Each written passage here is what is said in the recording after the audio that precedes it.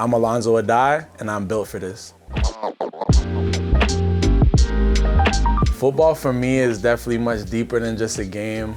My family has been in the game for a long time. My grandfather actually played in the CFL. He played for the Hamilton Tiger Cats. And then two of my older cousins, Jaleel and Jamal, both played Division I football and both in the NFL. So for me, football was always a passion because of family, but I wanted to continue on that legacy and, start something for myself. After the 9th grade, as I saw myself progressing, especially coming from a point of zero where I was playing, high school football on the street or at recess, with my friends, and then being in my first organized football season and seeing the progression I made, I knew that I could take it somewhere. I would definitely say around 10th grade is when I locked in. I got a chance to move up from junior varsity to play on the varsity team in the 10th grade, which is a big deal at my school. And from then I kind of took it and ran with it and knew, it was a career option for me. Okay, so where do we start? So we played 4 years at St. Mary's in Pickering, Catholic school. My last year, I had the opportunity. I had some prep schools contacting me, wanting me to leave early, but my dad was really heavy on me getting my education in Canada and making sure that I finished up my high school degree before I took on anything else. So I finished my high school degree here.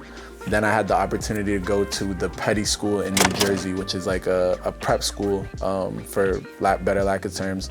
I went there for 1 semester, so it was a post-grad year, actually 2 semesters, but I went there as a post-grad student, so it was really just me getting recruited and also me upping any of the grades that I wanted to maybe take as a major.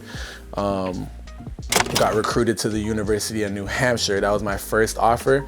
Went there for 2 years, played, excelled, but I knew that I wanted to compete at the highest level.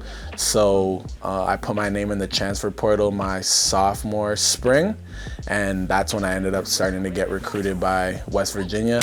Got the offer from them, went there, sat out a year because of the transfer rule at the time. We didn't have, you could play right away when you transfer when I was playing, so had to sit, and then COVID happened, which was a blessing and a curse.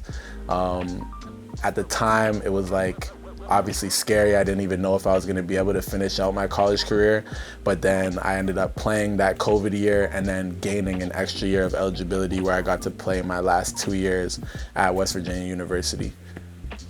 Long story short. That's awesome. In terms of it's actually so wild. So my CFL draft year happened a year before my final year of eligibility. So I got drafted to the Redblacks. I wasn't even in Canada at that time. I was actually in the States, in California, with my cousin Jaleel, training out there, getting ready for my senior year. And I remember my parents were on the phone calling me, and then I couldn't even get it on TV down there. I was trying to figure out what's going on, where am I going? And then all of a sudden, my phone started blowing up, family members calling me, friends calling me. And then once I realized it was Ottawa, it was we're here. It's really your dreams are coming true. It's right in front of your eyes. So it was just a surreal moment, most definitely.